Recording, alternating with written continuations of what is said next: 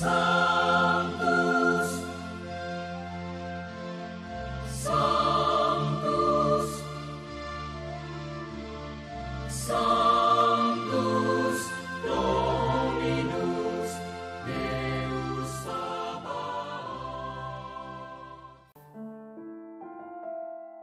Bapak, Ibu, dan saudara-saudariku yang terkasih dalam Tuhan kita Yesus Kristus, salam jumpa kembali, salam sejahtera untuk kita semua. Berkat Allah yang Maha Kuasa senantiasa menyertai kita. Hari Minggu tanggal 4 Februari tahun 2024 adalah hari Minggu biasa kelima. Marilah kita mendengarkan dan merenungkan bacaan-bacaan kitab suci. Bacaan pertama dari kitab Ayub bab 7 ayat 1 sampai 4 dilanjutkan dengan ayat 6 sampai 7. Di dalam keprihatinannya, Ayub berbicara kepada sahabatnya, "Bukankah manusia harus bergumul di bumi dan hari-harinya seperti hari-hari orang upahan? Seperti seorang budak yang merindukan naungan, seperti orang upahan yang menanti-nantikan upahnya, demikianlah aku diberi bulan-bulan yang sia-sia, dan kepadaku ditentukan malam-malam yang penuh kesusahan. Bila aku pergi tidur, maka yang kupikirkan, bilakah aku akan bangun? Tetapi malam merentang panjang, dan aku dicekam oleh kegelisahan sampai dini hari. Hari-hariku berlalu lebih cepat daripada torak, dan berakhir tanpa harapan. Ingatlah bahwa hidupku hanya hembusan napas. Mataku tidak akan lagi melihat yang baik." Demikianlah sabda Tuhan. Syukur kepada Allah.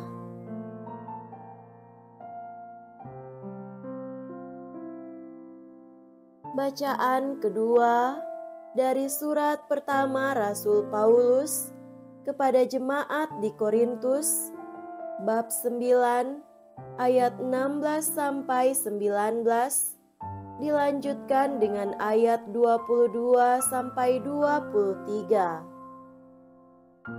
Saudara-saudara, memberitakan Injil bukanlah suatu alasan bagiku untuk memegahkan diri. Sebab hal itu adalah keharusan bagiku. Celakalah aku jika tidak memberitakan Injil. Andai kata aku melakukannya menurut kehendakku sendiri, memang aku berhak menerima upah. Tetapi karena aku melakukannya bukan menurut kehendakku sendiri, maka pemberitaan itu adalah tugas penyelenggaraan yang ditanggungkan kepadaku. Kalau demikian, apakah upahku? Upahku ialah bahwa aku boleh memberitakan Injil tanpa upah, dan bahwa aku tidak mempergunakan hakku sebagai pemberita Injil. Sebab sekalipun aku bebas terhadap semua orang, aku menjadikan diriku hamba dari semua orang, supaya aku dapat memenangkan sebanyak mungkin orang. Bagi orang-orang lemah, aku menjadi seperti orang lemah, supaya aku dapat menyelamatkan mereka yang lemah. Bagi semua orang, aku menjadi segala-galanya, supaya sedapat mungkin aku memenangkan beberapa orang dari antara mereka. Segala-galanya itu aku lakukan demi Injil, supaya aku mendapat bagian di dalamnya. Demikianlah sabda Tuhan. Syukur kepada Allah.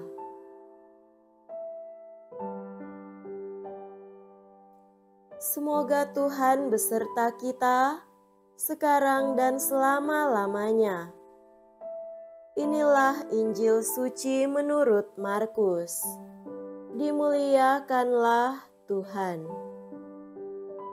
Injil Markus bab 1 ayat 29 sampai 39.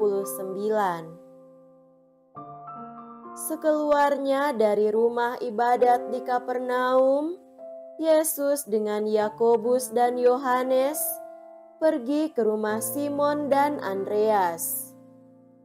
Ibu mertua Simon terbaring karena sakit demam. Mereka segera memberitahukan keadaannya kepada Yesus. Yesus pergi ke tempat perempuan itu dan sambil memegang tangannya, Yesus membangunkan dia, lalu lenyaplah demamnya. Kemudian perempuan itu melayani mereka. Menjelang malam, sesudah matahari terbenam, dibawalah kepada Yesus semua orang yang menderita sakit dan yang kerasukan setan. Maka berkerumunlah seluruh penduduk kota itu di depan pintu. Ia menyembuhkan banyak orang yang menderita bermacam-macam penyakit dan mengusir banyak setan.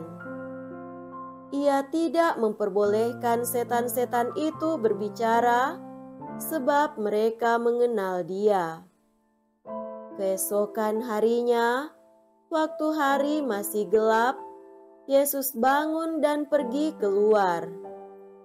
Ia pergi ke tempat yang sunyi dan berdoa di sana. Tetapi Simon dan kawan-kawannya menyusul Yesus. Waktu menemukan Yesus, mereka berkata, "Semua orang mencari Engkau." Jawab Yesus, "Marilah kita pergi ke tempat lain, ke kota-kota yang berdekatan, supaya di sana juga aku memberitakan Injil, karena untuk itu aku telah datang." Lalu pergilah Yesus ke seluruh Galilea, memberitakan Injil dalam rumah-rumah ibadat mereka, dan mengusir setan-setan. Demikianlah sabda Tuhan. Terpujilah Kristus.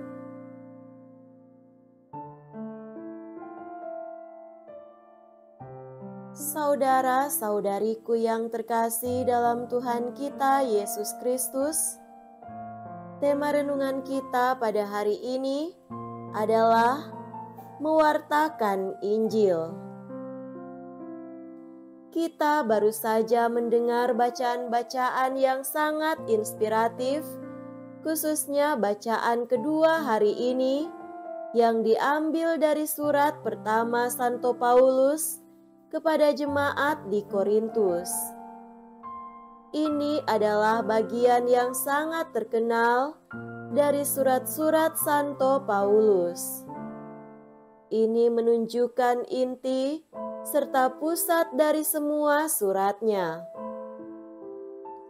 Pesan utama dari semua suratnya adalah untuk memberitakan Injil. Paulus berkata, "Celakalah aku jika aku tidak memberitakan Injil." Dari bacaan ini, kita dapat mengetahui tentang bagaimana Paulus disemangati oleh Injil yang dibawa Yesus ke dunia ini, dan tentang bagaimana Paulus masuk ke dalam kehidupan Yesus. Setelah pertobatannya, Paulus menjadi orang yang terbuka sedemikian rupa sehingga Injil dapat berakar kuat di dalam hatinya. Kita melihat juga bahwa semangat Yesus dalam bacaan Injil hari ini sungguh mempunyai pengaruh yang istimewa dalam kehidupan Paulus. Yesus menyembuhkan mertua Simon Petrus yang sakit demam, tetapi juga menyembuhkan banyak orang sakit dan mengusir banyak setan. Namun, penyembuhan orang sakit yang utama itu hanyalah salah satu bagian dari pewartaan Injil. Maka sesudah menyembuhkan banyak orang sakit, Yesus berkata, "Marilah kita pergi ke tempat lain, ke kota-kota yang berdekatan, supaya di sana juga aku memberitakan Injil, karena untuk itu aku telah datang." Pewartaan Injil inilah yang penting dalam kehidupan Yesus. Itulah yang diharapkan Yesus dari Paulus dan mengharapkannya dari kita semua juga. Saudara-saudari terkasih, Paulus sungguh memberi dirinya untuk pewartaan Injil berkata, "Walaupun aku bukan hamba siapapun, aku menjadikan diriku hamba semua orang, agar aku bisa memenangkan sebanyak mungkin orang. Bagi yang lemah, aku menjadikan diriku lemah. Aku menjadikan diriku segalanya bagi semua orang untuk memenangkan beberapa dari mereka." Kita melihat bagaimana Paulus menjadi manusia bagi orang lain. Ia menyebut dirinya hamba karena hanya hamba yang bisa melakukan itu, melayani tuannya sepanjang hari. Paulus merendahkan dirinya. Ia menjadi apapun bagi siapapun, bagi semua orang. Ia menjadi pelayan bagi semua orang yang ditemuinya. Untuk itu, ia mengabdikan hidupnya kepada Tuhan, mempersembahkan dan menyerahkan masa depannya untuk mewartakan kabar baik Tuhan. Ia tidak memikirkan dirinya sendiri, tetapi memikirkan orang lain. Dia tidak berpikir untuk mencintai dirinya sendiri, tetapi mencintai orang lain, melayani orang lain. Dia tidak memiliki sifat egois, tidak mementingkan diri sendiri. Dia tidak memiliki egoisme, tetapi altruisme. Santo Paulus telah menunjukkan kepada kita bagaimana menjadi manusia bagi sesama. Paulus adalah seorang yang tidak mementingkan diri sendiri dan tidak egois.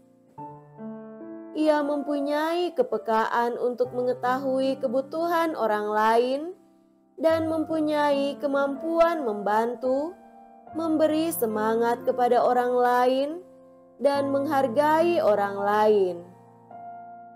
Saudara-saudariku terkasih, warta hari ini mengajak kita untuk mengubah hidup kita, masyarakat kita, mengubah mentalitas egoisme kita, dan menggantinya dengan mentalitas tidak mementingkan diri sendiri, altruisme, dan cinta.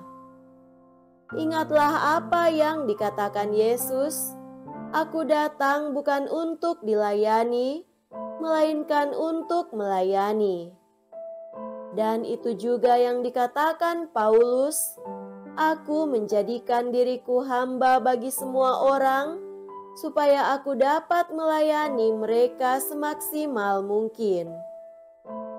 Jika kita mencoba untuk hidup dalam keluarga kita, dimanapun kita tinggal, cobalah menjadi seperti seorang hamba yang melayani keluarga kita, anak-anak kita, orang tua kita, tetangga kita, dan lain-lain.